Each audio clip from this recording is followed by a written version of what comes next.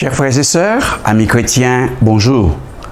En ce dimanche matin, je viens vers vous pour faire passer un communiqué au nom des pasteurs, mes collègues, des anciens, de ceux qui travaillent avec nous et qui gèrent l'œuvre de Dieu. Je voudrais vous encourager. Vous n'êtes pas sans savoir que l'heure dans notre pays, compte tenu de la situation sociale, est grave, pourrions-nous dire. Et c'est pourquoi je voudrais toutefois vous encourager à rester dans la paix, puisque plusieurs de nos cultes, peut-être voire même la totalité de nos cultes en ce dimanche matin, a dû être annulée. Et je voudrais vous encourager, vous chrétiens, à rester dans la paix, à garder les yeux sur le Seigneur.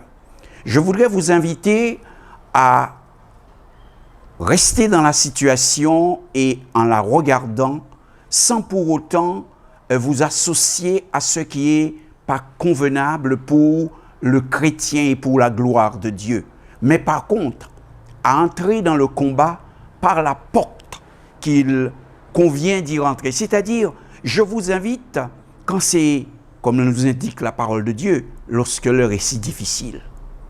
Comme disait Isaïe, l'heure de l'enfantement est là, mais il n'y a plus de force. Je vous invite à entrer par la prière.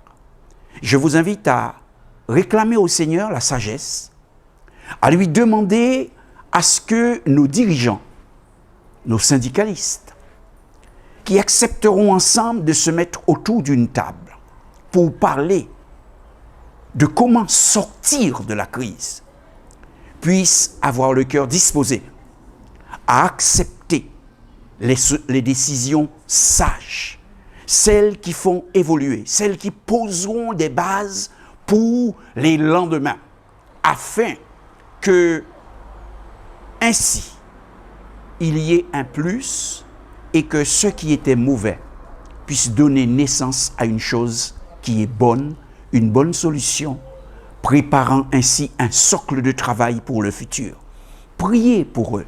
Et c'est aussi en ce sens et pour cela que je vous exhorte et je vous invite à un temps de prière lundi soir, ce lundi même, de 20h à 23h, dans chacun de vos foyers, avec vos enfants, avec votre famille, pour supplier la grâce de Dieu, comme le fit Daniel pour Israël, afin que Dieu ait compassion et que les cœurs s'ouvrent et que la bénédiction de Dieu s'y trouve encore.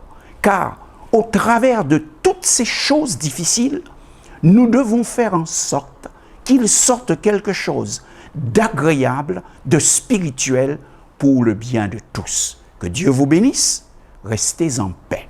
Et que dans chaque communauté chrétienne, avec les différents corps chrétiens évangéliques, eh bien que le combat soit mené dans le pays pour cela.